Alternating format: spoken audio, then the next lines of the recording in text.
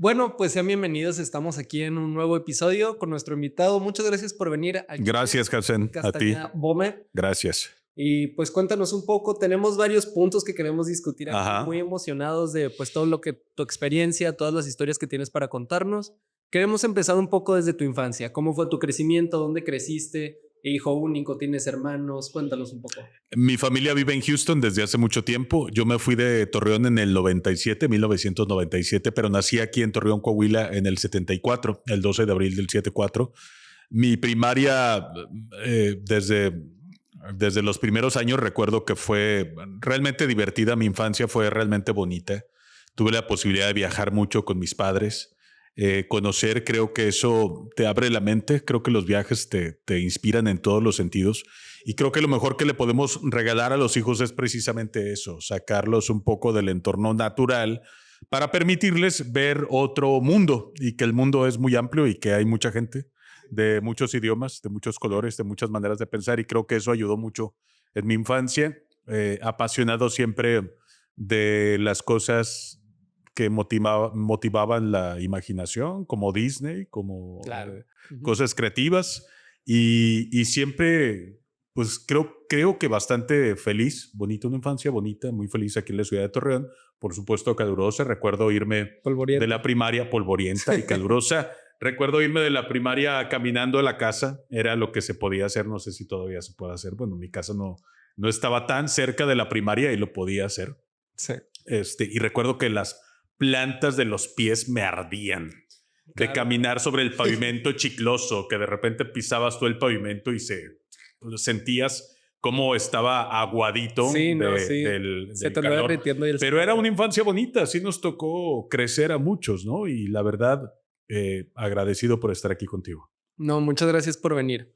Muy bien, pues dices, una infancia bonita, siempre tuviste esa chispa creativa, siempre quisiste que querías ser alguien, pues más, ¿cómo decirlo? Más del área creativa, más que del área técnica, los números te gustaban, ¿cómo? Fíjate que no tanto. La realidad es que mi mamá estudió una ingeniería. De hecho, mi madre hizo la ingeniería después de que nos educó. Eso significa que mi madre terminó la carrera de ingeniería justo con uno de mis hermanos mayores. Yo soy el menor de 4. Mi hermana falleció hace algunos años, hace 11, en la ciudad de Houston, Texas, en un accidente automovilístico lamentabilísimo. Me sobreviven 2 hermanos mayores, los dos, Enrique y luego Pedro. Luego estaba Marina, Enrique, Marina, Pedro, y luego yo al final, después de un lapso de 9 años. Ya, el 8, pilón. el pilón, exactamente. El no planeado. Entonces, resulta que no, la mayoría de los miembros de mi familia fueron ingenieros o tenían algo que ver con las carreras técnicas o con la parte técnica.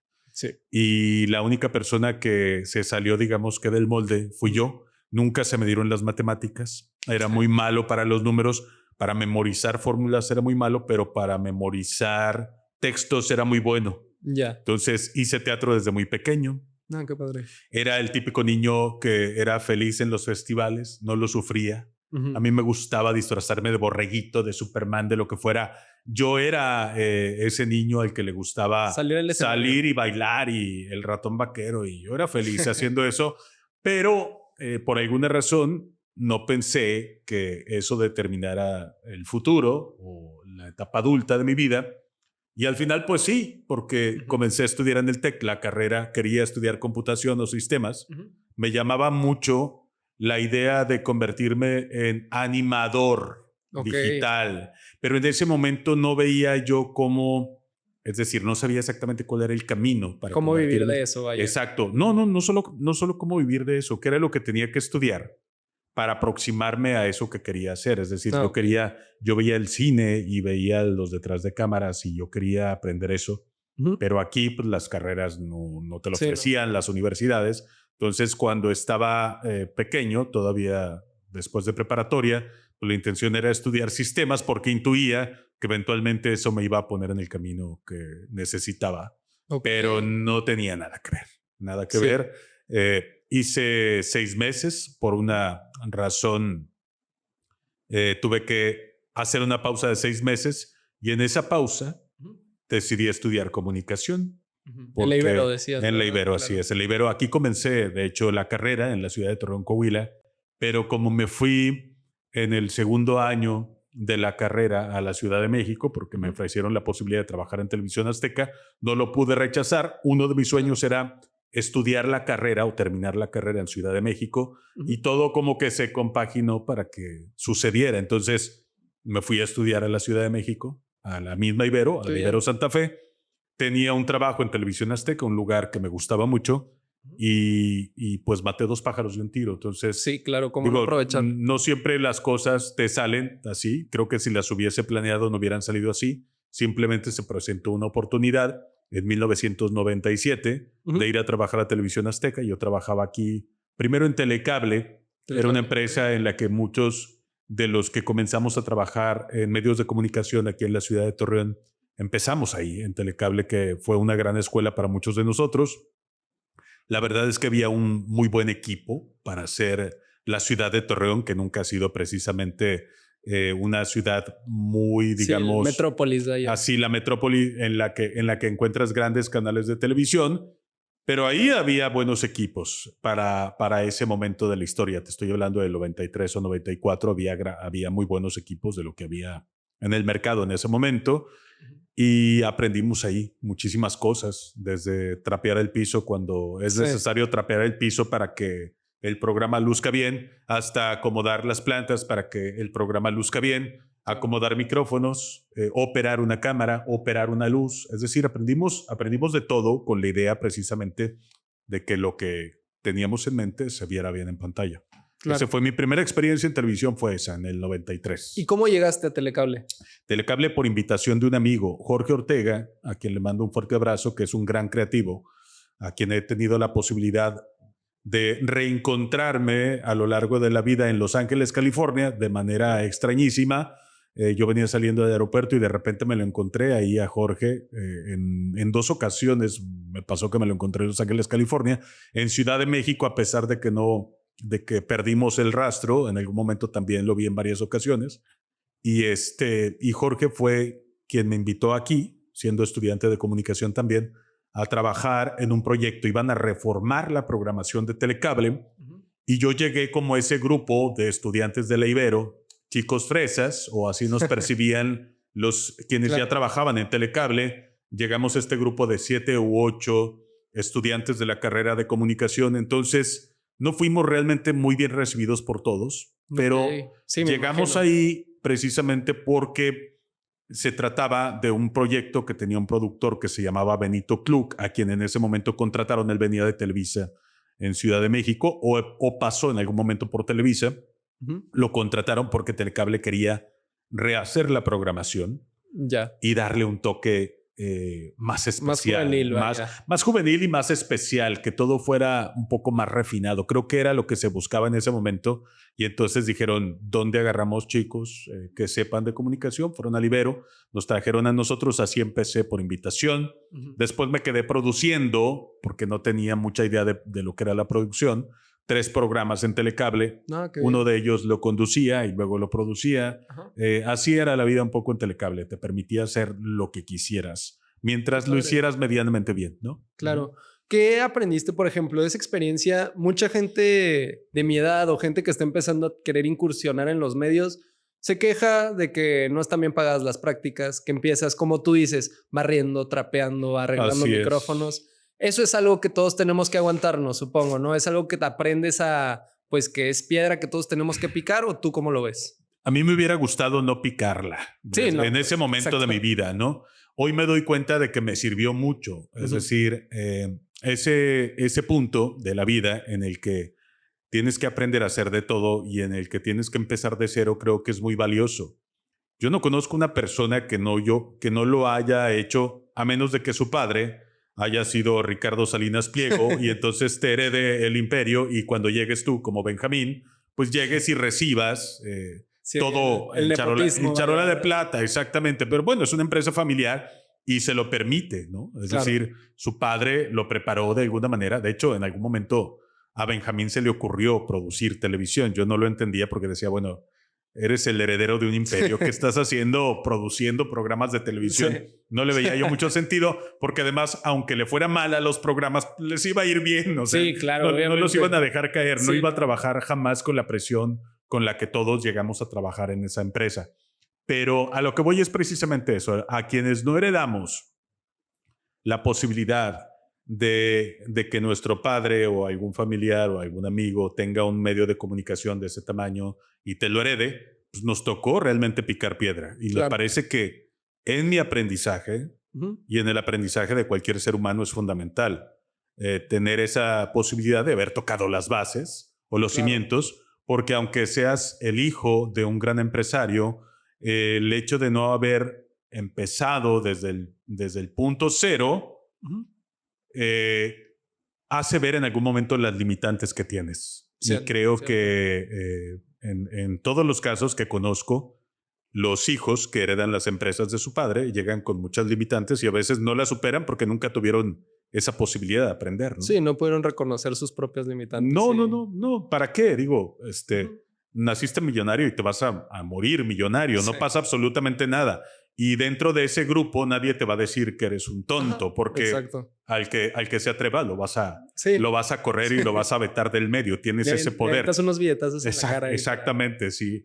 Pero no necesitas, pero quienes no tenemos esa fortuna, necesitamos sobresalir, necesitamos aprender y necesitamos ser muy buenos en lo que hacemos y cada vez más, porque el medio cada vez es más reducido, Claro. de cierta forma, ¿no? Sí, lo he visto. Aunque las redes sociales, aunque YouTube sea una plataforma maravillosa que de alguna manera ha permitido que los productores independientes tengamos ahora la posibilidad de crear nuestros propios contenidos, pues la atención del público es digamos que el capital más valioso. Y para Claro. tener la atención del público que tú quieres, porque no nos interesa necesariamente todos los públicos. Sí, no. Es decir, el contenido que yo produzco, le he dicho a mucha gente, sigo haciendo contenido, dista mucho de ser viral porque no estoy dispuesto. Sí, no buscas la viralidad, buscas tu audiencia, tu No, nicho. porque sé lo que implica hacer contenido viral. Entonces, Ok. ese contenido viral pues está hecho para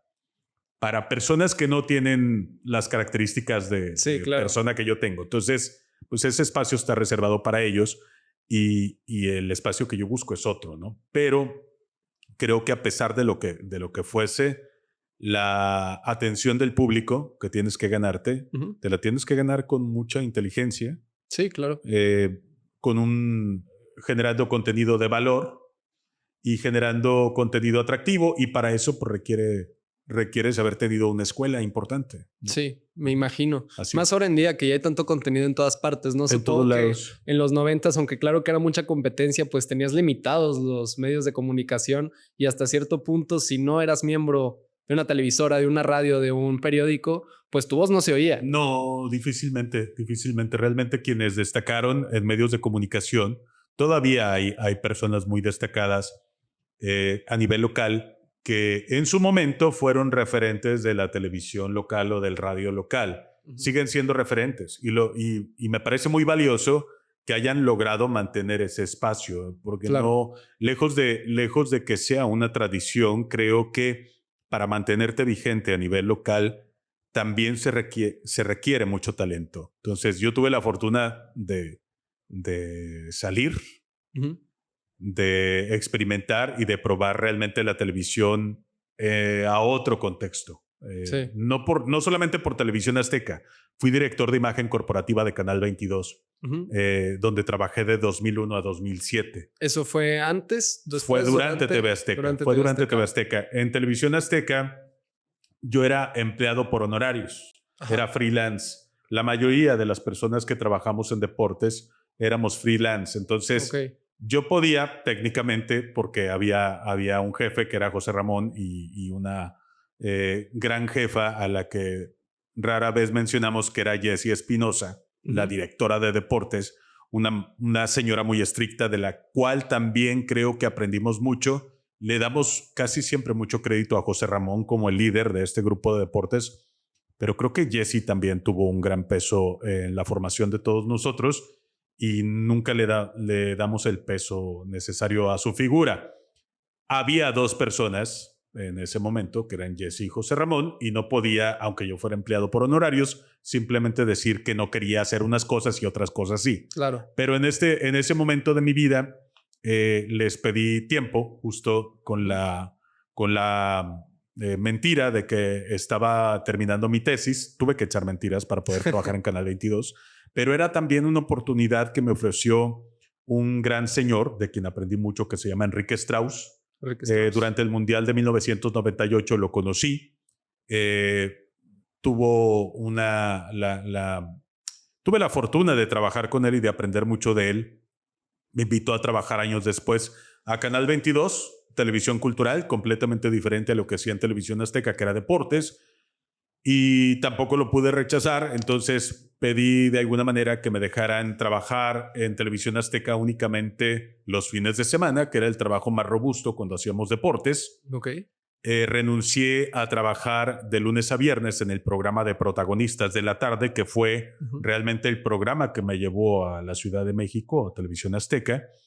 Y así fue que entré a trabajar a Canal 22. De 2001 a 2007, prácticamente a escondidas de José Ramón y a escondidas de Jesse.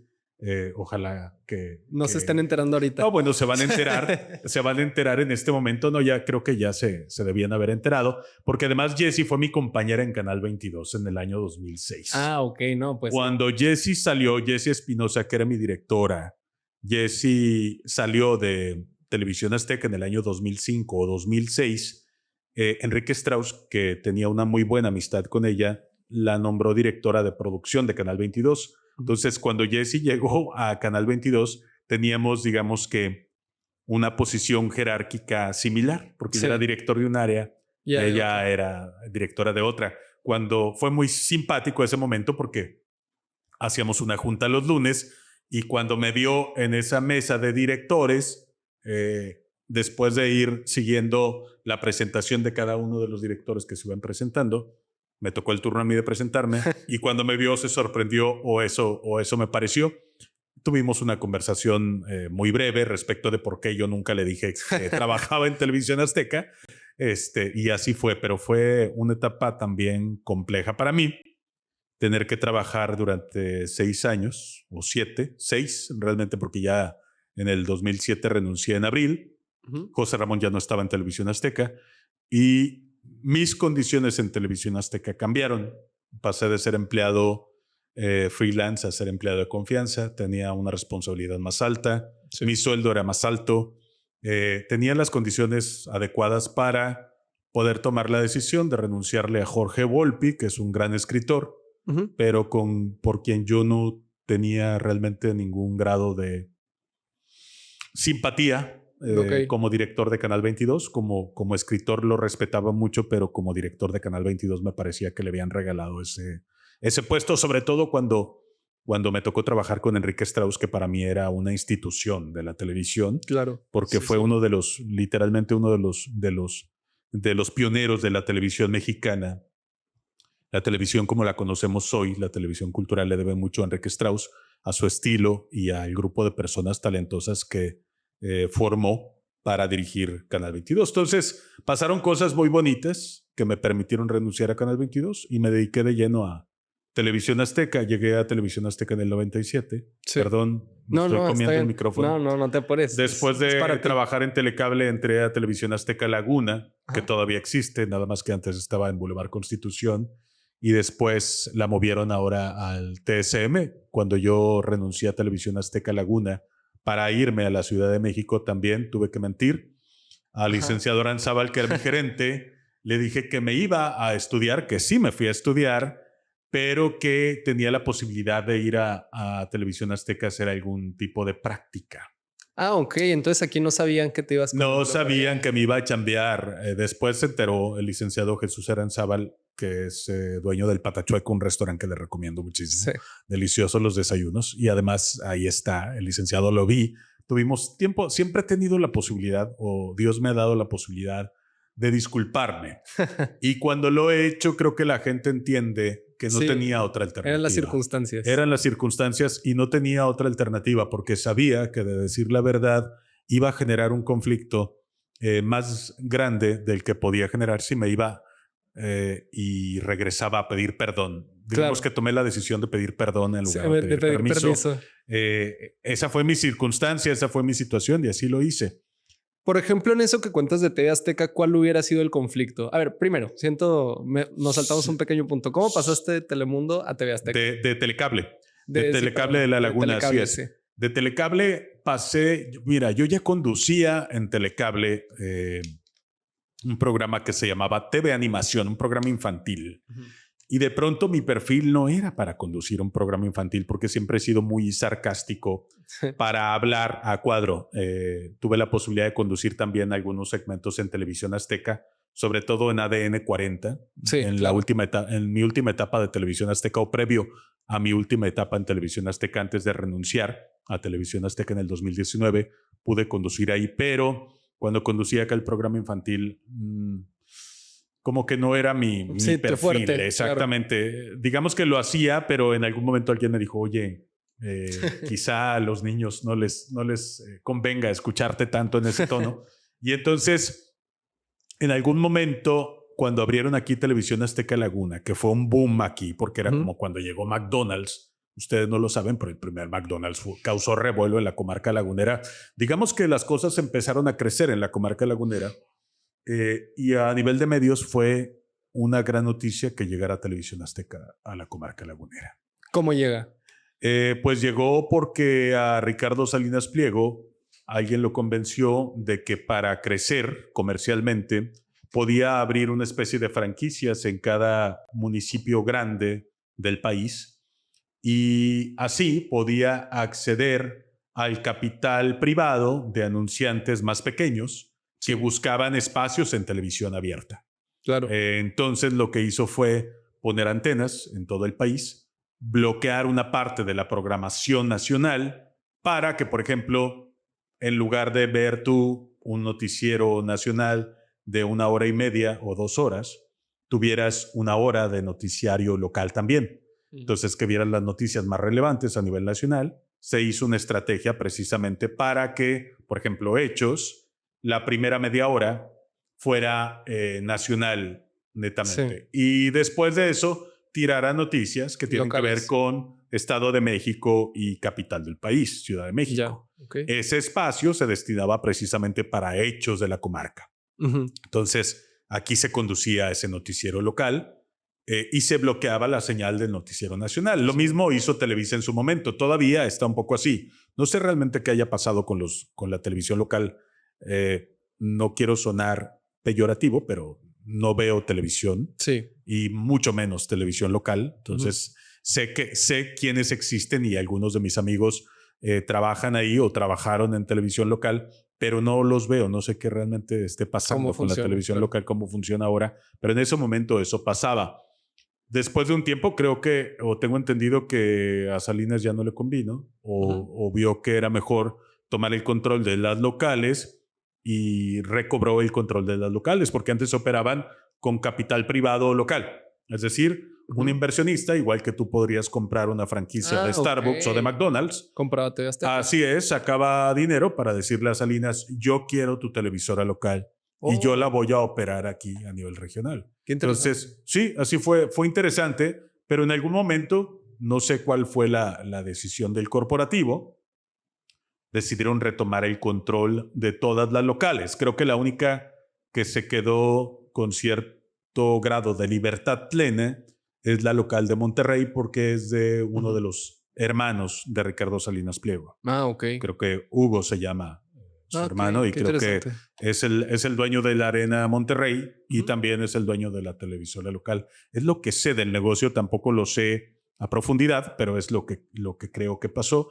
Recobró el control de las locales. Yo me salí todavía cuando los dueños de la televisora eran los Alegre, la familia Alegre. Sí, que aquí en la comarca lagunera son los que la adquirieron. Así es. Okay. Sí, de hecho, el ingeniero Jaime, no ingeniero, es un gran constructor aquí a nivel Sí, regional. claro. Ellos son los que hicieron el Giro Independencia. Así ¿no? es, así es, así es. Son una familia. Bueno, yo los aprecio realmente por la oportunidad que me dieron. No los conozco como si fueran mis familiares, pero agradezco mucho que siempre me brindaron mucho cariño y mucha confianza. Estuve en Televisión Azteca Laguna 8 meses nada más. Ellos fueron los que te contrataron. Ellos fueron los que me contrataron, pero quien me invitó a trabajar fue Miguel Márquez, el negro, que es productor cinematográfico lagunero y que a nivel internacional está haciendo producciones destacadas, sobre todo videos musicales y producciones comerciales. Okay. Era camarógrafo en Telecable. No tiene una carrera universitaria, pero tiene un gran talento para la fotografía. Y él fue uno de mis grandes amigos y me invitó a trabajar en algún momento a Televisión Azteca. Me contrató Honorio Rodríguez. Fíjate, me acordé de su nombre. Él era el gerente de producción o gerente de producción. Él me habló para decirme que había oportunidad en Azteca Laguna. Platiqué con el licenciado Aranzábal. Él me dijo que quizá en algún momento podría yo conducir a quien corresponda a Laguna, y olvídate, para mí eso, esa idea nunca se hizo, pero esa idea de poder conducir un programa localmente de esa trascendencia que allá ¿En qué consistía a quien corresponda? Jorge Garralda en Ciudad de México tenía A quien corresponda, y era un programa de denuncia. Entonces tú hablabas y decías, oiga, en mi casa hay muchos baches, y Garralda decía, a ver, conéctenme por favor con el director de bacheo aquí en la comarca lagunera. Vamos a ver, oiga, licenciado, me están reportando ya 6 personas que en su calle hay muchos baches. Sí. ¿Qué podemos hacer? Y entonces, digamos que era un vínculo entre la problemática social y la autoridad que resolvía esa problemática. Qué interesante, qué padre concepto. Estaba interesante. Sí, debería devolver ese concepto. Es un concepto que funciona, solamente que creo que ya hay tantos intereses en la administración pública, o siempre los ha habido. Creo que Televisión Azteca de alguna manera lo utilizaba, por supuesto, para dar un servicio social. Claro. Sí. Pero también era una herramienta de presión. No podemos dejar de lado que los medios siempre han servido de alguna forma como una herramienta de presión, y que los medios como empresas pues requieren de dinero, y cada vez ese pastel se agota un poco más o se reparte más en más jugadores, y el dinero del gobierno siempre había sido, digamos que, un recurso muy importante para la supervivencia de esos negocios o el crecimiento de esos negocios, y se ha venido agotando, no solamente por las nuevas políticas nacionales, sino porque además cuando entras en conflicto con la autoridad, casi nunca te llega ese dinero. Entonces, sí, claro, pues a ellos no les convendría estarte dando ha sido complejo. A nivel local, creo que muchos medios también han entendido que pelearse con la autoridad local pues no les deja nada bueno. Les limita la posibilidad de acceder a un presupuesto o a un sobrecito amarillo de los que se siguen repartiendo. Eso me dicen. Yo no los he visto a nivel local. Y bueno, pues te limita eso. Por eso creo que es muy complejo hacer un programa de esa naturaleza. Creo que hay una manera de hacerla compaginada con el gobierno, y digo, lo hemos hecho, lo hice en algún momento para algunos gobiernos. No es secreto, así trabajamos los que nos dedicamos también a la comunicación. Y tú puedes de alguna forma anticipar en un proyecto de gobierno lo que van a pavimentar, y entonces recibes o simulas llamadas de la gente diciendo, oiga, mi calle está mal, porque sabes que una semana después van a pavimentar, y entonces cuando pavimentan dices, ya ves, el gobierno te está escuchando. Pero es una estrategia de comunicación, no la inventé yo, y es una manera en la que aparentemente el gobierno demuestra a la ciudadanía que está trabajando y que está preocupado. Sí. Realmente. Que escucha sus intereses. Así es, sus demandas. Así fue que llegué a Televisión Azteca por invitación. Digamos que el negro convenció a Honorio Rodríguez de platicar conmigo. Platiqué con Honorio. Honorio me dijo que había algunas alternativas para editor, y así fue que entré como editor hacia la barra matutina, lo que significaba que, haz de cuenta que lo que yo hacía en ese momento era quitarle a un programa que se llamaba La Niñera, a Los Simpson, y a Te Caché, que era un programa de bromas que conducía Alan Thatcher. Le quitaba los comerciales nacionales y le ponía comerciales locales. Y ese cassette, porque antes trabajábamos con cassettes grandes, Betacam, los últimos que sirvieron en la industria, se metía a una reproductora y en lugar de ver tú en la mañana infomerciales a nivel local, veías 3 programas que eran La Niñera, Te Caché y Los Simpson. En los bloques comerciales aparecían comerciales locales que también yo producía y hacía la locución de esos comerciales casi siempre. Entonces, pues eso me dejaba otro ingreso. Sí, pues sí, estabas metido en todo el proceso, qué padre. Sí. La verdad es que era cansado porque trabajaba casi siempre de noche. Me imagino. Había poco equipo en Televisión Azteca Laguna. Se ocupaba para producir un programa deportivo, un noticiario, y después yo lo ocupaba para producir comerciales y para hacer esa barra matutina que se hacía en la noche. Grabábamos los programas en la noche, se retransmitían en la mañana. Eso significaba que yo tenía que trabajar de noche. Pues sí. Unos meses lo hice así, pero la verdad contento. Digo, era mi posibilidad de acercarme al medio. Como yo concebía Televisión Azteca, no era propiamente lo que yo esperaba del medio, pero era Televisión Azteca. A nivel local, pero no dejaba de ser Televisión Azteca, ¿no? Pero supongo que, ¿cómo fueron esos meses para ti? Me imagino que aunque muy pesados, los disfrutabas, estabas diciendo, estoy cumpliendo mi sueño, quiero más, ahorita estoy a gusto. Estaba más cerca, según yo, de las expectativas que yo tenía profesionales. Estaba más cerca de una marca con solidez en el reconocimiento del público. Creo que para las personas a nivel local les representaba más que yo trabajara en Televisión Azteca Laguna de lo que representaba para ellos que yo trabajara en Telecable de la Laguna, como comunicador, como comunicólogo, como estudiante de comunicación en ese momento.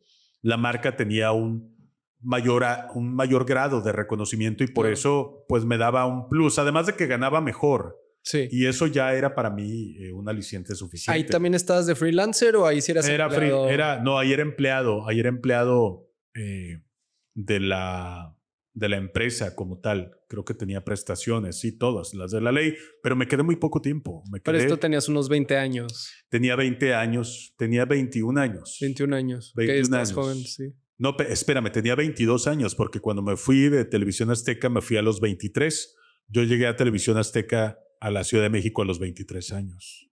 Así es. ¿Y por qué comentabas que hubiera habido, si no decías la verdad completa, hubiera habido ahí unos conflictos? ¿Por qué? ¿Qué pasaba? Porque en ese momento a la persona que me invitó a Televisión Azteca ya no la veían tan bien aquí en Azteca Laguna. Era un productor que se llama Manolo González, a quien le mando todo mi cariño. Manolo González llegó aquí a la televisora local porque lo invitaban a producir un programa deportivo. La intención de ese programa deportivo era que se viera mucho mejor de lo que se veían los programas deportivos locales porque traía el respaldo de cervecería. Entonces, la cervecería La Corona, que era dueña del equipo de Santos y del equipo de Toluca, quería hacer un programa deportivo, pero de muy buen nivel. Y entonces Manolo se hacía acompañar todos los lunes de un comentarista de la televisora nacional, sea Rafa Puente, sea André Marín, que en paz descanse, sea Toño Rosique, creo que llegó a venir también Francisco González, no Paco González, sino Francisco Javier González, que trabaja ahora en Televisa y fue o es ejecutivo de TUDN.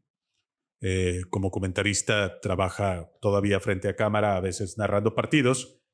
Y venían ellos. Entonces Manolo traía gráficas bien diseñadas o mejor diseñadas en la Ciudad de México para vestir el programa y traía a la mesa de comentaristas a un comentarista de la televisora nacional. Entonces, a nivel local era muy representativo o generaba conversación ver un programa local que hablaba de Santos fundamentalmente, pero donde al centro de la mesa, acompañado por supuesto de los comentaristas locales, estaba un comentarista de ese nivel al que tú veías en Televisión Nacional. Entonces era realmente un programa, creo que logró el objetivo que tenía, verse mejor y tener al centro a una figura mucho más llamativa de los medios de comunicación en la parte deportiva. Lo logró.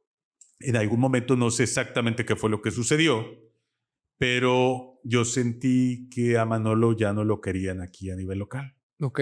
Como que ya no... Se está llevando mucho la atención, No dirías. sé, fíjate, no tengo idea si fue... Yo creo que siempre es un tema comercial, ¿eh?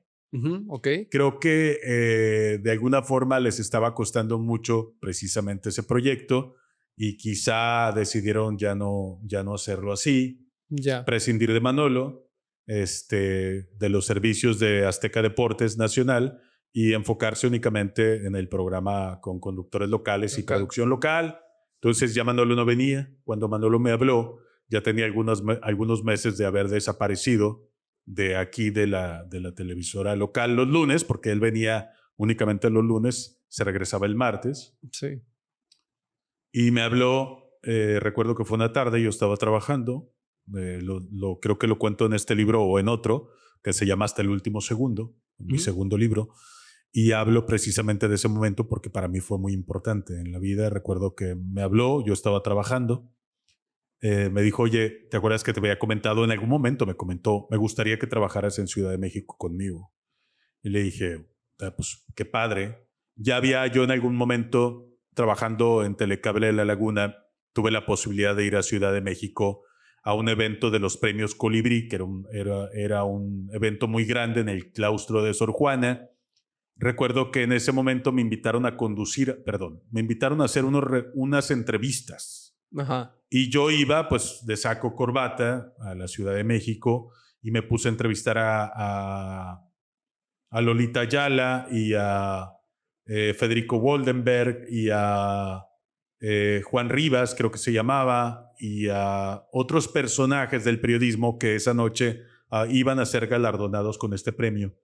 Fue mi primer contacto con digamos que con la posibilidad de viajar a Ciudad de México a hacer algún trabajo en particular. Y en ese viaje Benito Klug me dijo, te voy a traer a Televisa.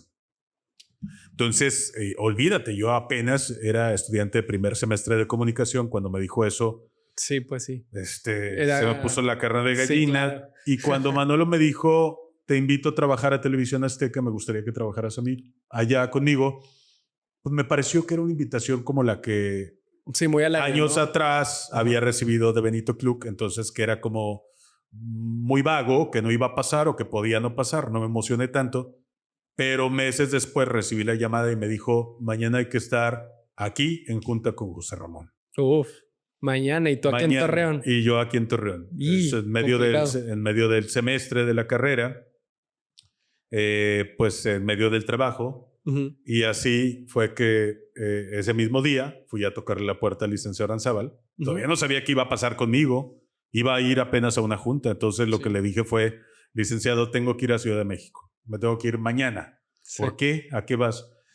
Es que tengo un tema, me invita una... no sé qué, no recuerdo exactamente cuál fue el nivel de la mentira o qué tan estructurada estaba la mentira, pero lo convencí de que tenía que ir y me dio la posibilidad de ir. Y fui a esa junta y después de la junta me quedé a trabajar. Ahí mismo te contrataron. Ahí mismo. ¿Cómo fue ¿Cómo fue el proceso? ¿Cómo fueron esas 24 horas? Yo estaba en una sala como esta, similar. Había una mesa más larga que esta en esa sala de juntas. Y estaba en una sala de juntas con Toño Rosique, con André Marín, con Manolo González, con algunos compañeros de producción. Y yo estaba sentado en un escritorio atrás. Sentado sobre el escritorio y me dijeron, bájate el escritorio. Me bajé el escritorio y entonces me recargué. Y me dice, Manolo, conoce a tus compañeros. Él es Francisco, ella es Sara. Yo iba con una compañera que se llama Lorena Soto. Saludos a Lorena.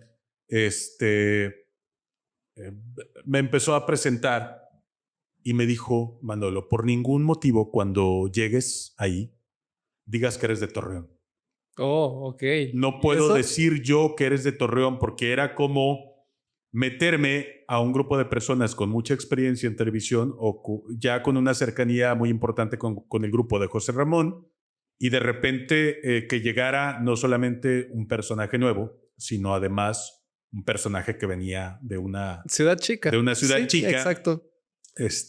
En desarrollo. Exactamente. Mediáticamente. Podía generar algún tipo de conflicto. Y cuando entró José Ramón, y empezó a... ¿Quiénes son, Manolo? Manolo, ¿quiénes son? Y ya empezó Manolo. Bueno, ella es Sara y él es Frankie, ya lo conoce, y él es fulano, y ella es sutano, y él es Fernando, y él es Aquiles, y me ve y me dice, ¿y usted dónde es? Me puse nervioso y le dije, de Torreón. Lo primero que me había dicho Manolo. Me dice, no, pinche pueblo terregoso. Y le digo, sí, señor, es un pueblo terregoso. Pero es muy bonito. Y ya, bienvenido. ¿Qué va a hacer aquí? ¿Qué va a hacer Manolo? No, pues me va a ayudar asistente de producción y perfecto. Así fue que me quedé.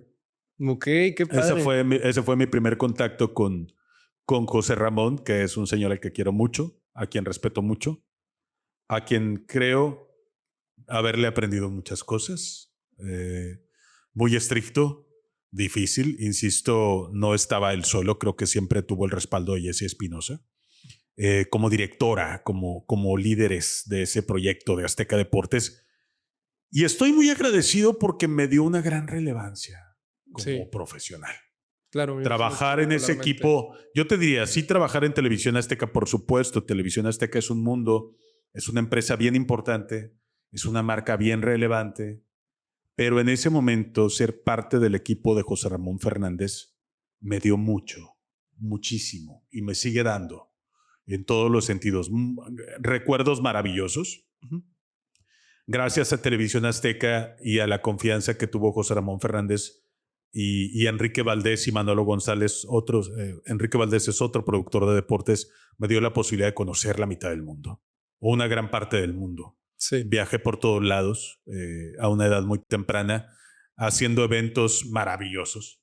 Participé de mundiales, olimpiadas, Super Bowls. En ese momento no había Fórmula 1, no en el momento en el que yo estuve en Televisión Azteca, pero hacíamos las Nauticopas y hacíamos la Serie Kart en Monterrey, Ciudad de México y en el extranjero. Fui a muchos partidos de NFL. Es decir, pude experimentar algo que soñaba cuando era estudiante.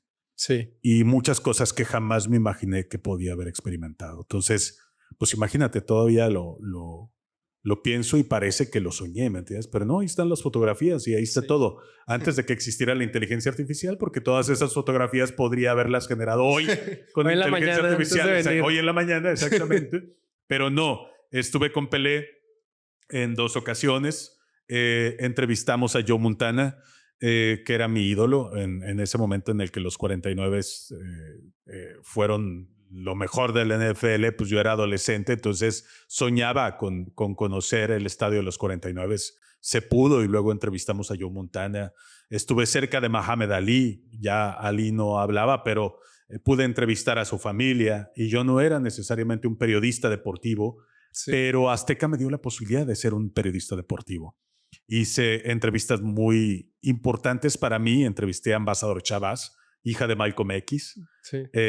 Justo en esta búsqueda de un contacto con Ali, conocí a mucha gente bien interesante, a Edward James Olmos, a mucha gente, y cuando llegaba a TV Azteca con todo este material y estas entrevistas maravillosas, pues no tenían cabida en deportes.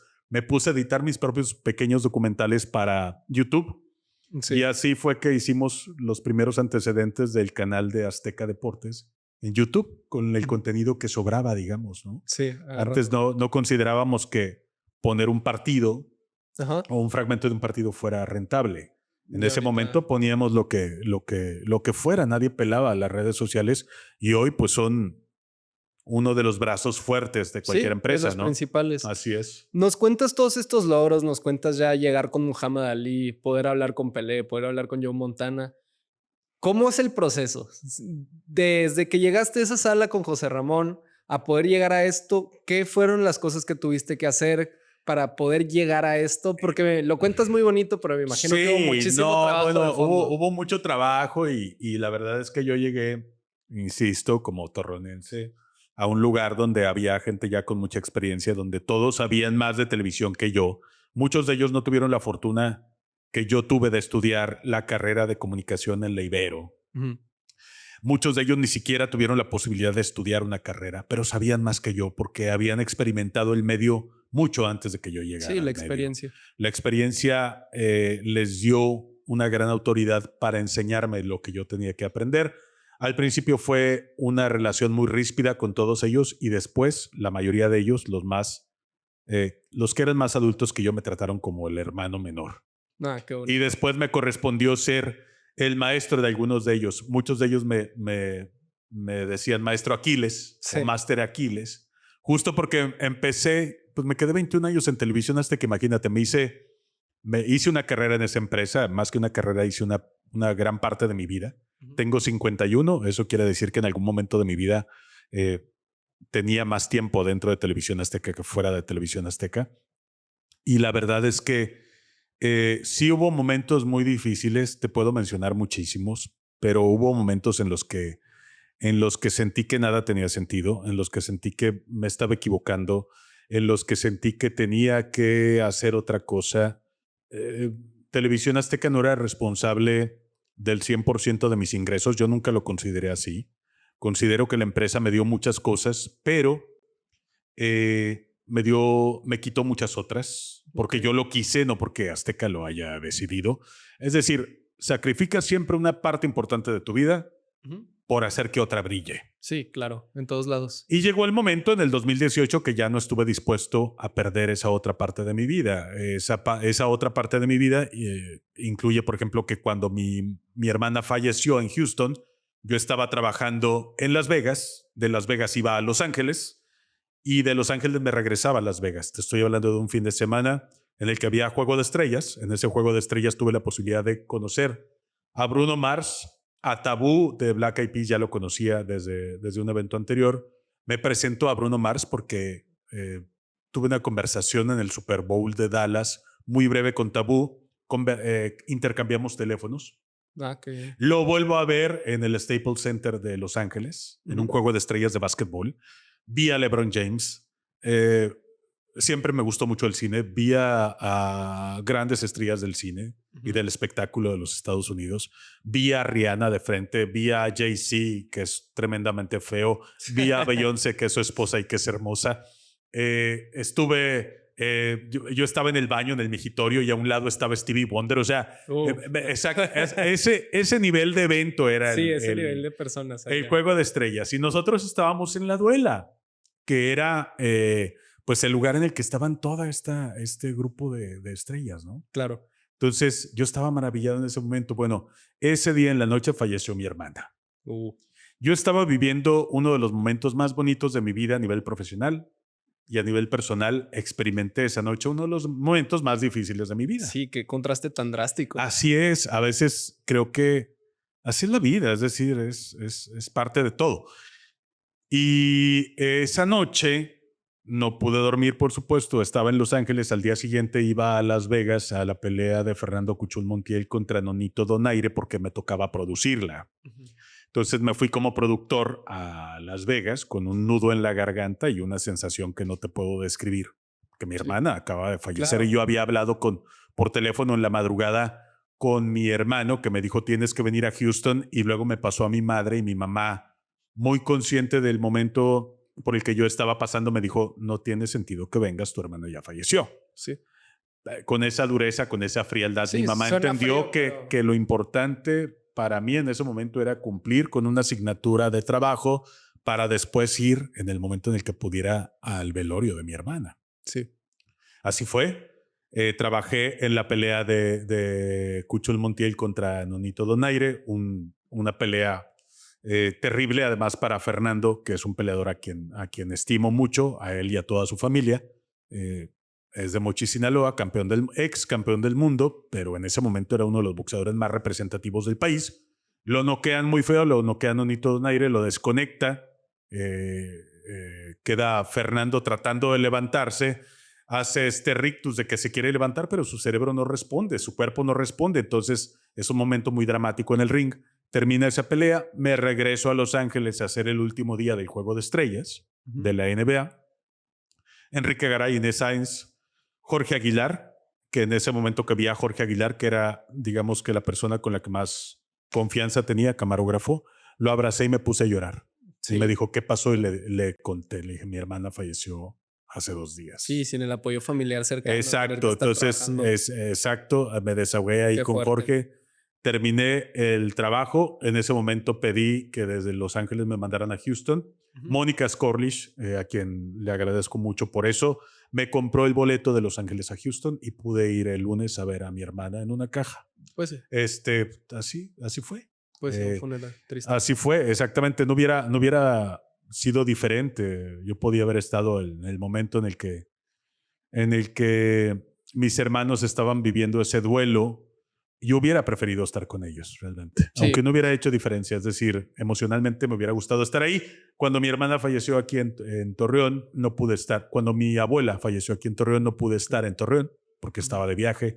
Cuando a mi hijo de 3 años, Pablo Aquiles, a quien le mando un beso, le diagnosticaron diabetes infantil cuando tenía 3 años de edad, yo estaba en Corea haciendo el Mundial de Corea y Japón. Sí. La noticia la recibí por teléfono y yo quería estar con mi familia, pero también quería estar en Corea. Claro. Haciendo ese mundial de fútbol. Y mi esposa me dijo, quédate.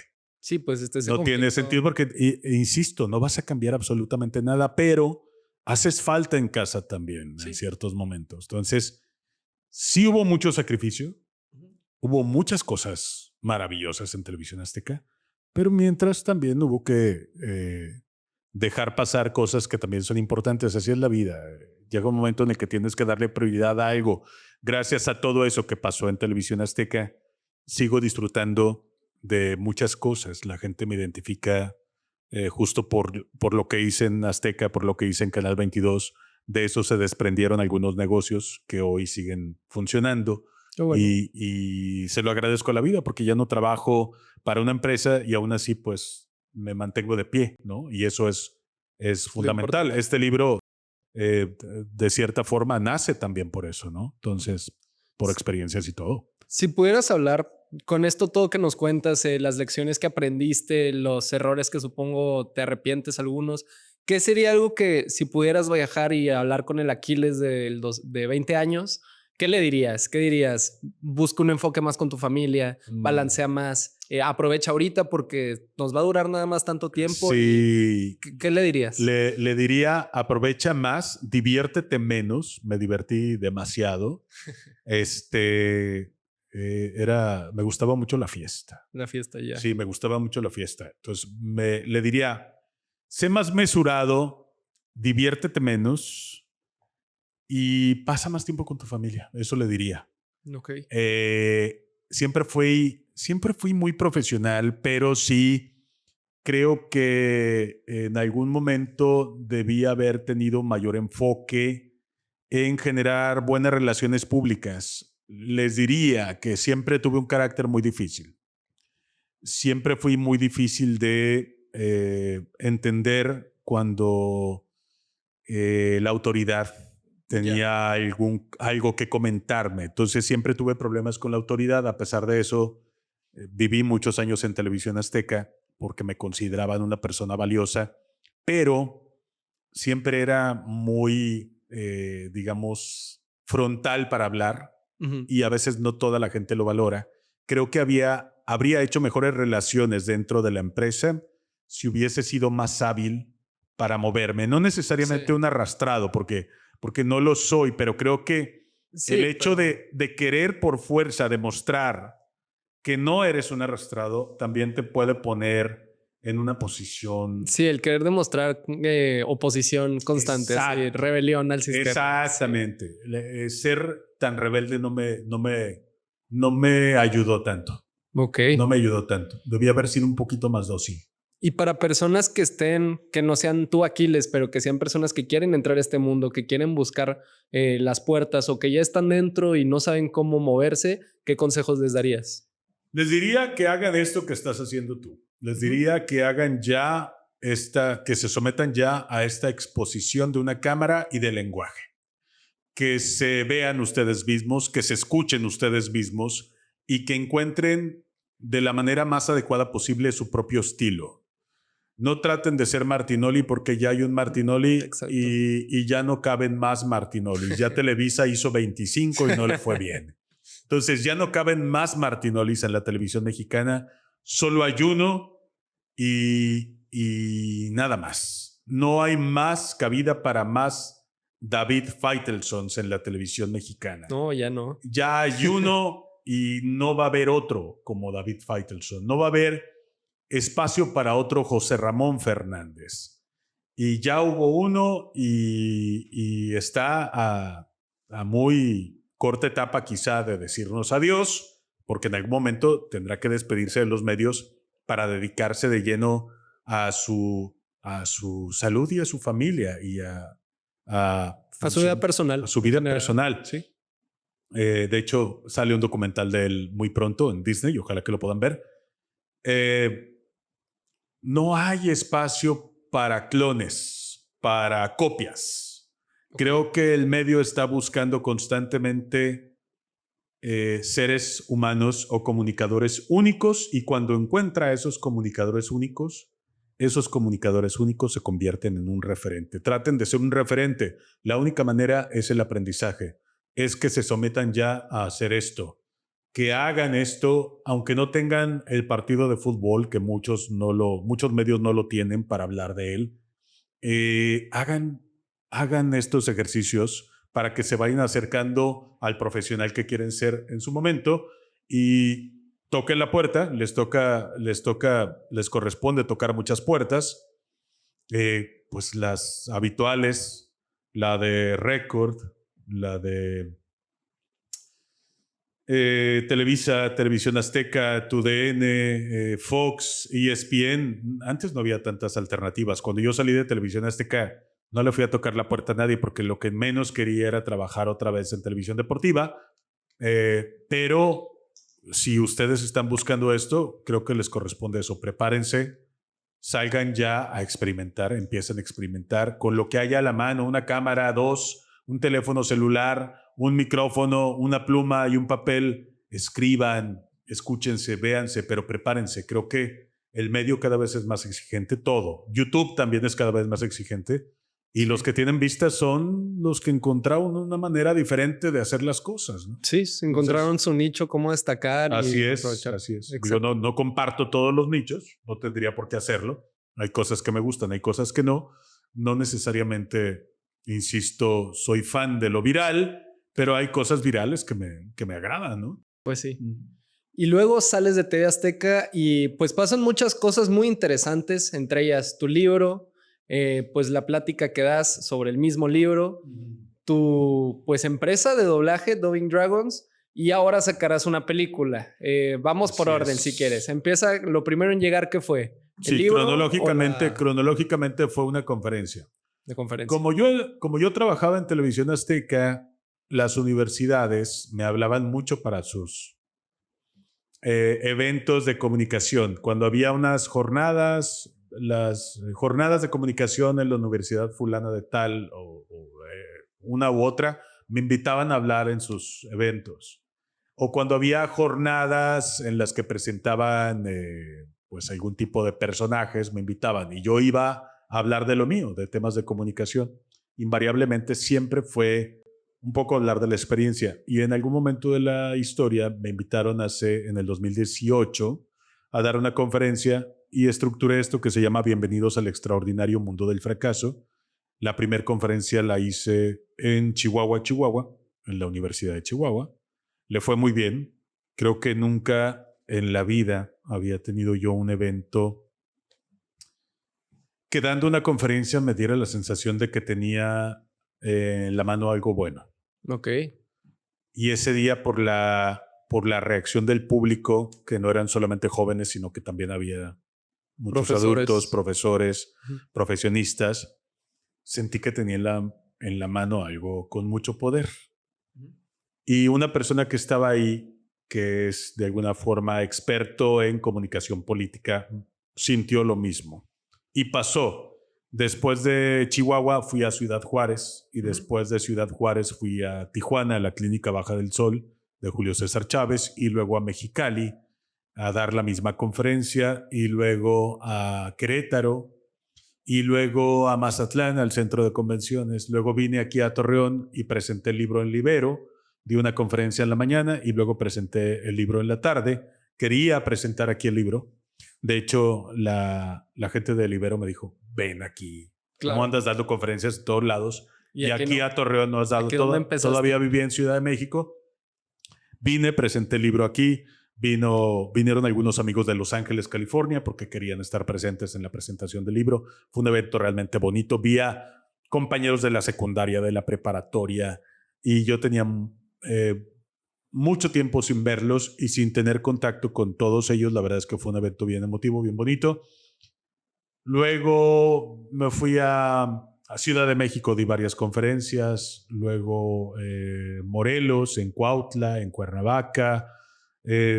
No recuerdo exactamente en cuántas partes di la conferencia. Casi todo México, por lo que escucho. Pues no, yo creo que no todo, pero sí por lo menos una tercera parte, quizá. Pues sí, muy buena parte. Y bien, la verdad es que en ese inter fue que comencé a escribir el libro. Uh-huh.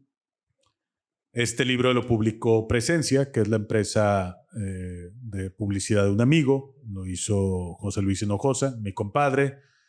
A cambio le hice un video. No lo pagué, no pagué un solo centavo del libro. Él se encargó del costo, cubrió todo el costo del libro. A cambio de ese libro yo le hice un video. Entonces imprimimos 1000 ejemplares y me ha servido pues como currículum realmente. No es que haya sido el gran negocio. Yo pensaba que iba a ser un gran negocio de un libro. No lo es. En mi caso no lo es. No escribí Harry Potter. Pero realmente me ha servido para muchas cosas. Creo que ha abierto muchas las puertas en muchos sentidos. Y bueno, pues ahí está. Y un gran logro personal también, el poder decir soy un autor, tengo mi propio libro. No todos pueden decirlo. Te dicen, ten un hijo, planta un árbol y escribe un libro, ¿no? Bueno, yo tengo 2 escritos, 2 terminados. Este publicado, el otro ya no lo he puesto en Amazon, pero lo voy a poner en Amazon. Tiene que recibir algunos ajustes y lo voy a poner en Amazon. Pero sí, ahí está el libro. La verdad, sigue siendo bonito verlo, leerlo. Cuando entro en algún tipo de conflicto profesional y lo ojeo, me acuerdo de lo que pensaba en ese momento en el que estaba lleno de conceptos y de emociones, y me levanta mucho el ánimo. Y a mucha gente le ha ayudado, y eso me gusta. La verdad, que la gente encuentra en el libro algún párrafo, alguna letra, algún pensamiento que le sirva para salir adelante. Al final del libro dice, ojalá que este libro te alcance a tiempo, y la intención es esa, ¿no? Que la conferencia o el libro los alcance a tiempo y que salga algo bonito. Renuncié en el 2019. Uh-huh. Vine aquí a una plática y en ese momento ya estaba yo, después de 21 años en Televisión Azteca, quizá desmotivado. Ok. De muchas cosas que estaban pasando por mi vida. Emocionalmente estaba, creo que, desgastado. Ok. ¿Por TV Azteca o por razones No por Televisión Azteca. Creo que no es culpa de la empresa. Creo que las cosas fueron cambiando para mí en la empresa. Uh-huh. No me gustaron muchas cosas. Ya no estaba como conforme con mi posición real dentro de Azteca. Pero no es culpa de Televisión Azteca. Es simplemente algo que a mí me pasó. La empresa sigue siendo Televisión Azteca. Sí, yo me salí y sigue siendo Azteca Deportes, y tan firme como siempre o mejor. Y la verdad es que lo único que pasó es que yo ya sentía que no cabía en la empresa y decidí renunciar. Haciendo un ejercicio de honestidad, decidí renunciar contra todas las opiniones de todos, de familiares y de amigos que me decían, te vas a equivocar. Decidí tomar la decisión. Creo que fue la decisión adecuada, porque si algo ya no te apasiona, no tendrías por qué vivir un segundo más de eso. Exacto. Desde mi punto de vista, no tendrías por qué seguir en un punto de la vida en el que no quieres estar. Y Televisión Azteca, insisto, sigue siendo un sueño para muchas personas. Sí. Yo lo viví 21 años y dejó de apasionarme, y cuando deja de apasionarme, tomé también la decisión de renunciar. Por eso lo dejé, pero no porque sea malo. No, es un sitio maravilloso para explorar, y hay gente que tiene más de 21 años, hay gente que tiene 30 años y sí, simplemente tú cumpliste tu ciclo. Cumplí mi ciclo. Mi historia no es ni tiene por qué ser la de todas las personas que trabajan ahí. Entonces, en mi historia, consideré que era bueno ponerle fin a esa historia. En el 2019 renuncié, en enero. Me quedé hasta marzo por muchas circunstancias. Agradezco mucho también que la empresa considerara la posibilidad de retenerme. Sí. Eso fue muy bonito, saber que la empresa de alguna forma, o por lo menos el grupo de la empresa al que perteneces, te respalda, te estimaba. Mi renuncia fue bien bonita. Ese día que firmé mi renuncia, bajé de la oficina del director y abajo estaban todos mis compañeros, algunos de ellos con lágrimas en los ojos, los más cercanos. Los abracé, les di un speech del el gran lugar en el que estaban trabajando, de lo que había representado para mí trabajar para ese grupo de Azteca Deportes. Nos gustaba pelearle a Televisa, en algún momento a golpes. La Hay riña. una anécdota en la que platicó justo Dean Ciani, véanlo, hay un podcast de Ricardo Peláez, y me menciona en el podcast porque nos agarramos a golpes. ¿En serio? En Atenas, contra Televisa. contra los integrantes de Televisa. Así era la rivalidad. Creo que ya no existe esa rivalidad. El medio ha evolucionado, pero en ese momento esa era la rivalidad que nosotros sentíamos y así la externábamos. Entonces, fue muy bonito. El cariño que tengo por esa empresa, pues vivirá toda mi vida, ¿no? Lo que me reste de vida, la verdad, estoy muy agradecido porque, insisto, cosas muy importantes en mi vida siguen pasando gracias a eso. Pero renuncié, salí el 9 de mayo de 2019 y a partir de ese momento pues me dediqué a hacer mis propios negocios, una marca de ropa deportiva que ya tenía.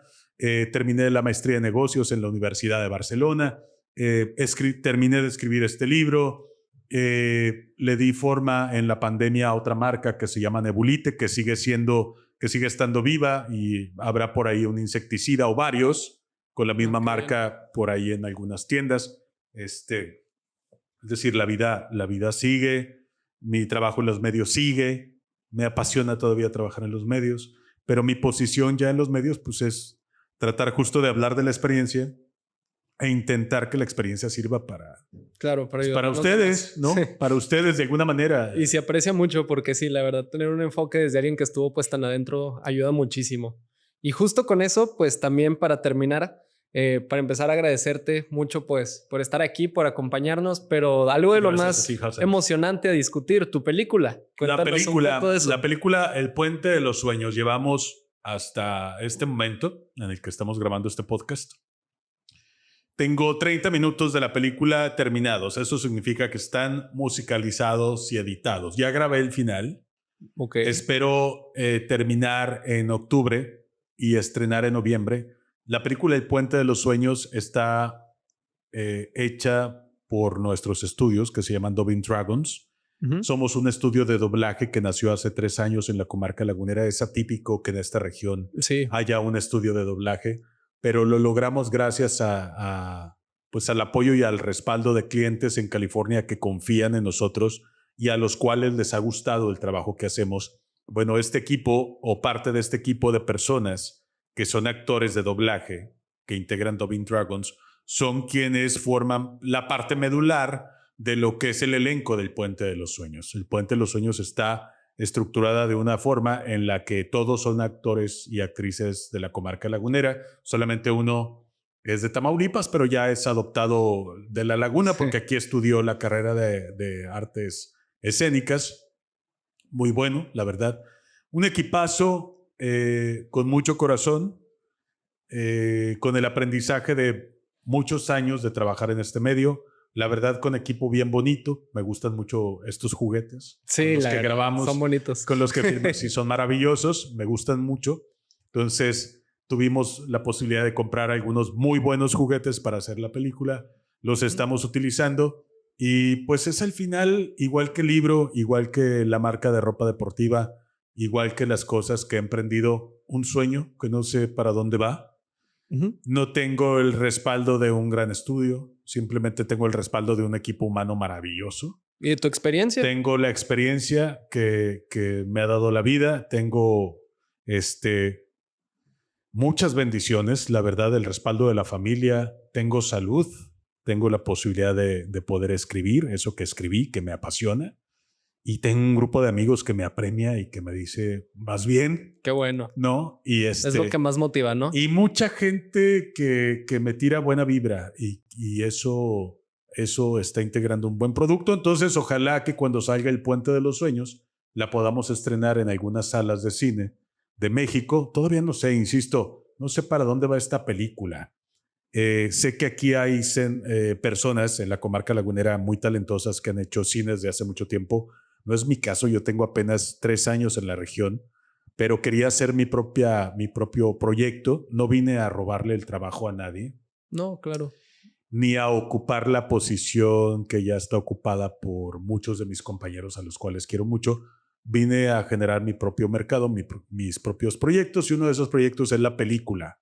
Entonces vamos a ver a dónde va el Puente de los Sueños. Ojalá que le vaya bien. No, claro que sí. Y pues más que nada apoyar, ¿no? Entre laguneros tenemos que ayudarnos para pues en un lugar tan chiquito, tan bonito que es Torreón, pero es muy chiquito todavía. Tenemos que impulsarlo en los artes, ¿no? Hay mucho talento aquí, Hassan. Siempre ha sido semillero de talento. Ayer tuve la posibilidad de ir con mi hija y mi esposa al Museo Arocena. Sí. Y hay una exposición precisamente dedicada, o una sala dedicada al talento lagunero. Y pues ahí puedes ver a Zurita, a Carmen Salinas, puedes ver a Ricardo Montalbán, puedes ver a Damián Bichir, pero más allá de esos 4 personajes que son muy representativos de la actuación en la comarca lagunera, pues tienes otros muchos referentes como Coxifakis, como Jorge Méndez. Sí. ¿Jorge o Raúl Méndez? Jorge. Es Jorge. Creo que hay mucho talento en la comarca lagunera. Hay una actriz, no recuerdo su nombre, está Chava Montenegro también haciendo cine y además actuando también de manera maravillosa. Conozco a algunos, no conozco a todos, pero la verdad es que he visto sus trabajos y digo, puta, estamos llenos de talento en la comarca lagunera. Falta explotarlo nada más. Falta explotarlo y nos falta quizá saber comercializarlo. Claro. Creo que es lo único que nos falta, el vínculo adecuado con el mercado. Pero Del Toro comenzó así. Sí, abajo. Iñárritu y Cuarón y todos comenzaron desde abajo. Tuve la posibilidad de conocer a algunos. Ellos ya eran Don Iñárritu, ya hacía comerciales. Entonces los de Vital, junto con Martín Hernández, que era el referente de los que somos locutores. Martín Hernández tiene una voz privilegiada, o tiene una voz privilegiada. Hacía comerciales de Vital, que luego se convirtió en HSBC, pero todos ellos ya eran. A pesar de eso, empezaron igual que todos nosotros. Estudiando cine, picando piedra, aprendiendo un chorro, y de repente las carreras explotan. Creo que falta mucho que escribir todavía del arte en la comarca lagunera, y estamos trabajando porque algunos de los actores regionales tengan la visibilidad que merecen. Y qué padre, qué bueno, la verdad. Siento que es algo bonito, pues, de donde vienes, ayudar a que crezca, dejar mejor de cómo lo conociste. Sí. Y pues ayudar a todos a crecer en algo que tú tuviste mucho éxito, ¿no? Así es. La verdad es que sí, aprecio mucho la invitación a tu podcast. No, espero de todo corazón que te vaya muy bien y que a toda la gente que te esté escuchando, a tus compañeros que tienen la inquietud igual que tú de meterte al medio deportivo, les diría que sí hay posibilidades. Realmente creo que el camino de cada quien es distinto. Claro. He conocido muchas personas que se desesperan muy rápido y que quisieran ocupar ese lugar de Cristian Martinoli o... Sí, mañana mismo. Mañana mismo, y no es el camino. A Cristian mismo le costó mucho. Él mismo te lo cuenta en su historia de vida. Lo pueden escuchar en cada entrevista que Martinoli da. Le ha costado mucho trabajo mantener ese lugar que tiene, pero hoy es un referente de los medios de comunicación. Es un amigo extraordinario. Lo último que hicimos juntos por su invitación fue una cosa que se llama Exceso de Humo. Búsquenlo en Amazon Music. Está un podcast, se llama Exceso de Humo. Fueron 3 temporadas. Cristian y Luis García me invitaron, Rodrigo Macías, que es su productor. Yo soy locutor en ese podcast, entonces, pues sí te digo que son fuera de serie, pero así conocí a mucha gente que llegaba a Televisión Azteca con muchas expectativas y no se cumplían en un año y se iban. Sí, ya se rendían. Y los que se logran realmente son los que son aferrados. Ahí se quedan. Son aferrados, y hay unos que a lo mejor no tienen tanto talento. Perdón, pero así es. Y hay unos que tampoco son tan guapos, y hay unos que tampoco son tan simpáticos, pero son bien aferrados, y ahí están.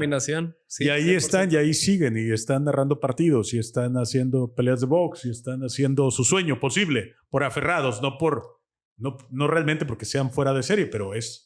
Sí. Lo que te da la posibilidad de estar en el medio es aferrarte con todas las fuerzas y en el camino aprender lo que necesitas. El que persevera alcanza, bien dicen.